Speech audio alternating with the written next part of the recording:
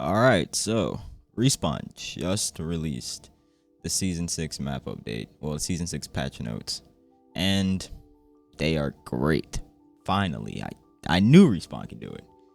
Okay, map updates for World's Edge. We already know about these. Hammond Robotics continues to take over World's Edge. They're up to something nefarious. They have taken steps to upgrade World's Edge with changes to the dome, drill site, and other points of interest. We've already seen that. It's basically just a filler season stuff. It doesn't really matter. New legend, Rampart. I don't even know how to say her name. I'm not even gonna try. It's a 21-year-old British Indian. I didn't know she was British. Blue-collar private business owner who just needs a big gun in a backpack and a full of scrap to get by in dangerous situation. Wild West world of the Outlands.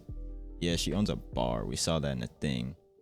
Brings her modded shields and knowledge of heavy weapons such as Sheila. That's what she calls the minigun. Passive modded loader. Rampart has increased the magazine size, magazine capacity, and faster reloads when using LMGs in the minigun. Modded loader also increased the amount of shots before overheating and incurs and improves cooling when using the L-Star. Tactical amp cover. Rampart builds a wall which deploys a cover amped wall that blocks incoming shots and amps outgoing shots. A max of 5 walls can be deployed. 5 walls? That's getting nerfed to 3 very, very quickly. There's no way no, that's getting nerfed to 3. I guarantee it. After like 2 weeks, people are going to complain about that. Ultimate in place minigun Sheila. Rampart places a mounted machine gun that anyone can use with high ammo capacity and a long reload time. A max of 3 miniguns can be deployed at any given time. For Parek, I'm just going to assume the Apex card means more than just an invitation to compete. New weapon, Volt SMG, the first energy-based SMG to see regular use in the Frontier. I guess they're going to bring more in later, but they've already said that they don't want more weapons. The Volt allows its operator to fire a salvo of energy-based ammunition, decreasing drag and making it possible to hit multiple targets within a short window. What does salvo mean? I'll put it up somewhere. I don't know. What is salvo? I'll figure it out later. Crafting system. We all know the RNG gods are not always in your favor. With Season 6, we are also introducing a crafting system. Find materials through the map via loot bins or other material stations. Then take these to a replicator. In the replicator, you'll find 8 different pieces of loot you can craft if you have enough materials. Some of this loot rotates on a weekly or daily basis, but you'll always be able to see what's currently craftable in the game selector or the map screen. Okay, that's cool.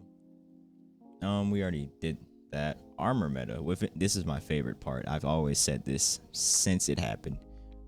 White shields should have been replaced a long time ago, but I don't think they should have done it this far. Alright, armor meta. Within Season 6, we introduced some big changes to the way armor works in the game. First of all armor in the game is Evo armor, except gold armor. When you find a white, blue, or purple armor on the ground, it's pre-leveled Evo armor. It can be picked up like normal and continue to be evolved. Red armor is not in the ground loot, and it can only be achieved through evolving.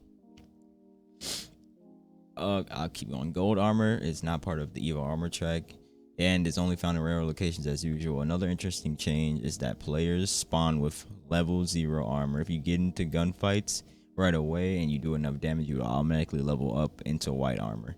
You can continue to take that all the way to red. We think this will really help with loot availability in early game without requiring players to hot drop when they don't want to. This is the one thing I don't like about this is that every armor is Evo. I don't like that part. I like the part where we all have white armor. I feel like it should just be Evo. We should spawn with Evo armor, and Evo armor should be the base armor. But every other armor should be blue, purple, and gold, just like base. I don't like that we all there's separate purple. It defeats the purpose of Evo, in my opinion. It just defeats the whole purpose of trying to level it up all yourself or taking someone else's. But you can just find one at purple. I don't like that change. I felt like they should have just kept the regular ones, and we should have just spawned with normal. Everyone should spawn with a normal Evo. There should be no white shield at all except for the regular Evo, and one shouldn't even spawn. It should just be blue. That's what I've always felt. But I think they'll see that when it comes up. To all Season 6 changes in Season 6, players have the opportunity to level up shields through damage, luck, loot, and ground loot and through crafting. The last big difference is that all armor is coming down by 25 health. This means players with purple and gold armor have 175 health and not 200. Red armor gets you to 200 health when you can no longer get to 225. Our goal is to bring down the TTK time to kill a bit in order to reward just strategic positioning. Okay, since they're making everything Evo armors, this had to happen. It would have been a chunk fest with Gibby and Caustic to get all of that, plus Gibby's extra dome shield. He was actually at 275, is what they didn't put here. Yeah, this is needed since everything's gonna be Evo. I have no complaints. New damage requirements: damage to white 50, damage to blue 125, damage to purple 250, damage to red. Okay, I like that they added this some more. Oh, they lowered this one because it used to be 75. I feel like the old numbers were better. 75, 150. It took skill to get to them. Well, actually, the red is just a new purple, so I don't know how I feel about that, but it needed to come down from 225 since it's gonna be less rare. Holo Sprays are a new way to emote. By using the emote wheel, you can throw down these specific calling cards to taunt bested enemies or warn future challengers that you're not to be messed with. These are just going to be annoying, and probably if you have a weaker PC, it's probably just going to bring down the frame rate. I can already tell, but yeah. Battle Pass, this is the G7 tier 100 skin. I feel like the Volt should have been the tier 100 skin. I don't know why they add new weapons and they're not the tier 100 skin. I guess. Yeah, Bloodhound Road Warrior 5. Yeah, people have been raving about this. Which Bangalore got skins like that, but she doesn't, so you know. Quest, everyone was doubting the quest system. I didn't even play the quest system last season. Last season was kind of boring, not gonna lie. I don't know. Holo Story now, and oh, this is illustrated comics. Select treasure. I guess this is gonna be a rehash. I didn't play it anyway. I might just play it now. This patch, we're taking a look at Recon class. Class built around, this is basically Pathfinder and Crypto. So in this patch, mostly both Crypto's changes are a mixed bag, as we've also found one. But TLDR, sometimes when you're hitting the drone, you really weren't hitting the drone. I knew that because I felt like my dot was right on this drone. Basically, they're taking this away from Pathfinder and giving it to Bloodhound and Crypto. But Pathfinder is no longer special, so they give him like a temporary passive. Each time Pathfinder scans a survey beacon, his zipline gun is reduced. This is a terrible passive. First off, when someone else uses the respawn beacon, I mean, not the respawn beacon, what is it called? The survey beacon, no one else can use it.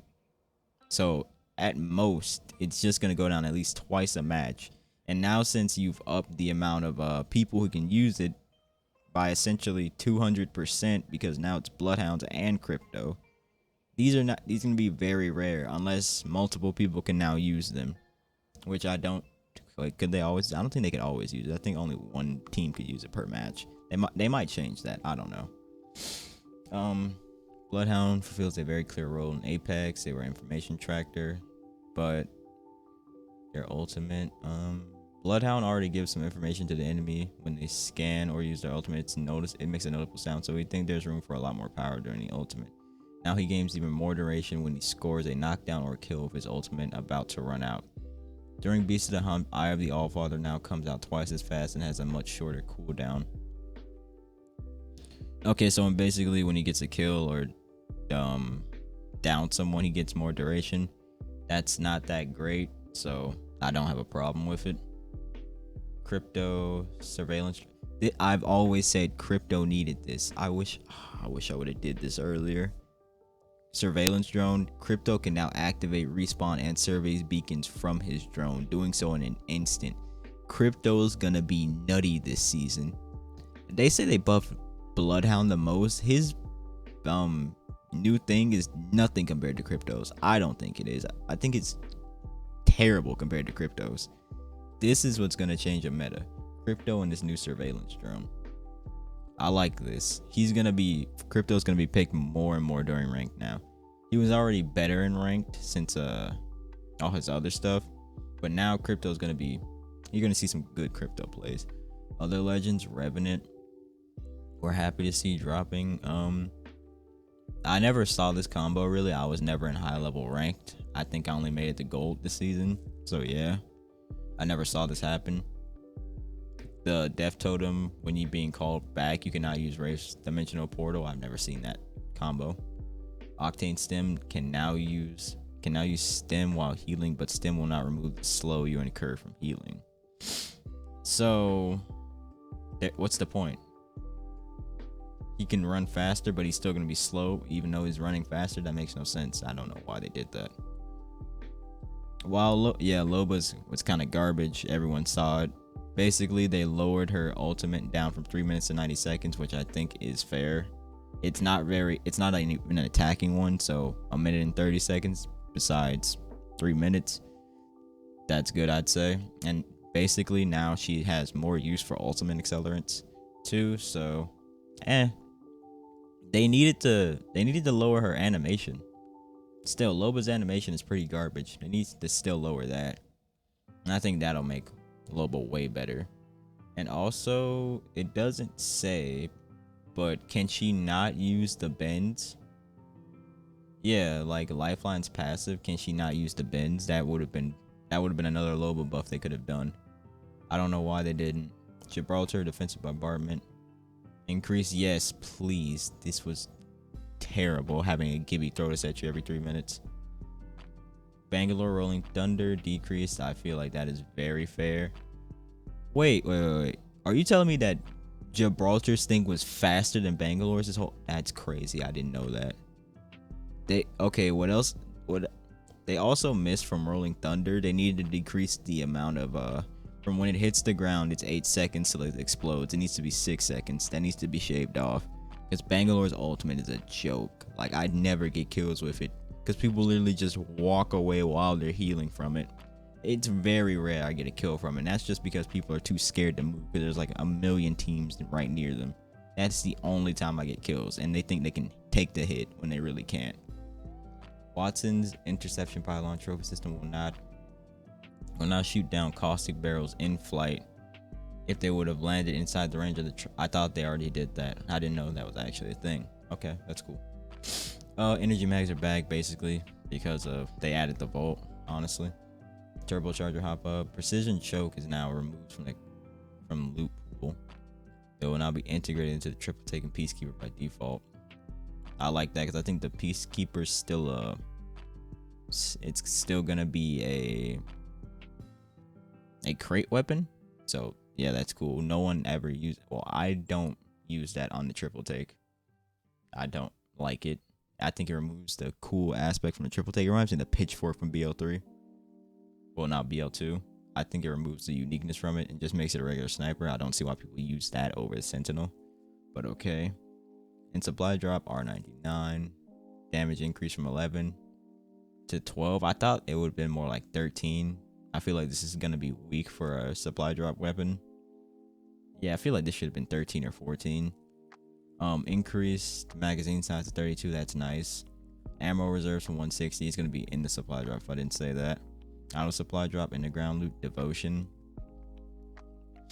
The reason I don't like this is because of I felt like the devotion should have stayed, or they should have put the L star back in, because there should be one there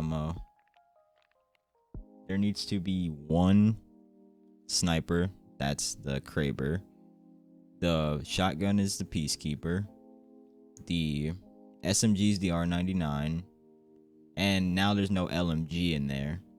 Either they should re-add the L star or put the devotion back. I think they should just put the devotion back into the thing, because I feel like having the Devo regularly on the ground is gonna make it really hard for people to choose a vault this season.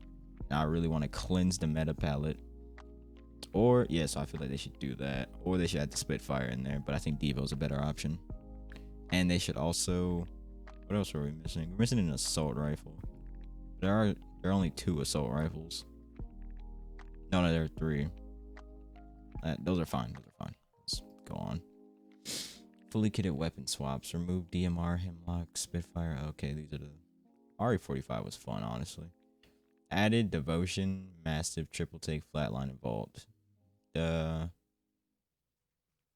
guess. Okay. Sniper ammo increased from 8 to 12. Increased stack size from 16 to 24. Reduced amount picked. Energy ammo reduced amount picked up. I don't see why they did this. Because one of the things that they said was earlier is that they changed sniper ammo at first so it falls in line with shotgun ammo. Now it doesn't fall in line with shotgun ammo. I don't see why they did this. Cause now it's from I don't understand why they did that. Energy ammo amount picked up from 30 to 20. Okay, because there's energy mags now, so we don't need to have the 10 extra bullets. That's fine.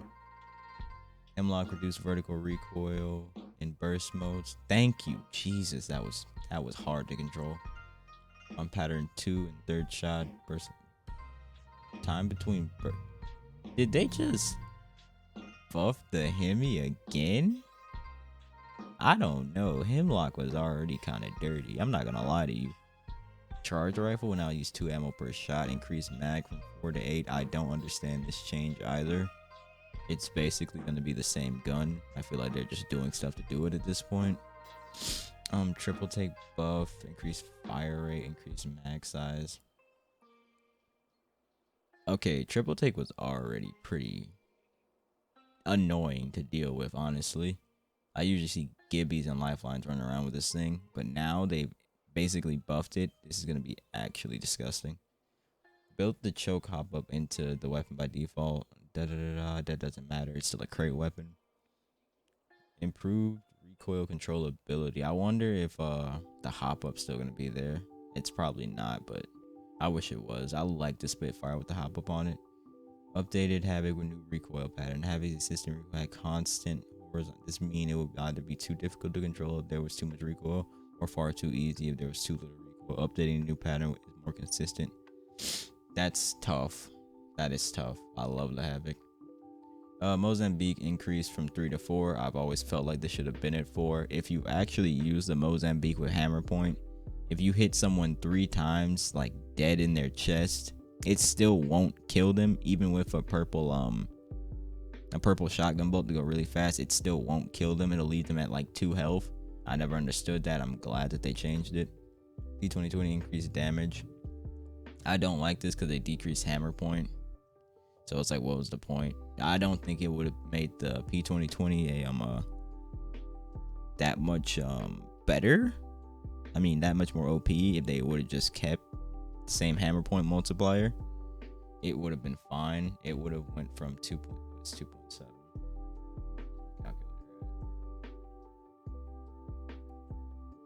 Calculator.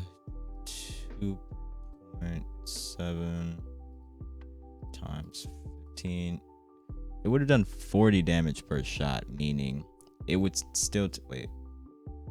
For 100, it would take 3.5 shots basically for you to kill someone.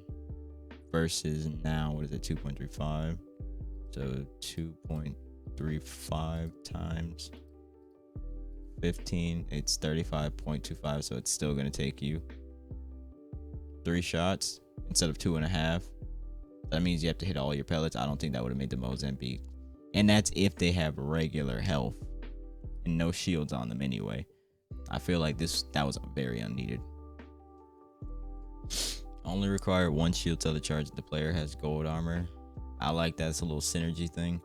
Prowler, slightly reduced vertical recoil in burst mode, increased horizontal recoil in auto mode. I don't know. Quality of life. Supply drop weapons are now heirloom tier, red tier to avoid confusion with fully kitted guns to that which will remain gold. That's fine. I guess that needed to happen. Bangalore fixing it out. Blah blah blah blah. This is just a bunch of other stuff.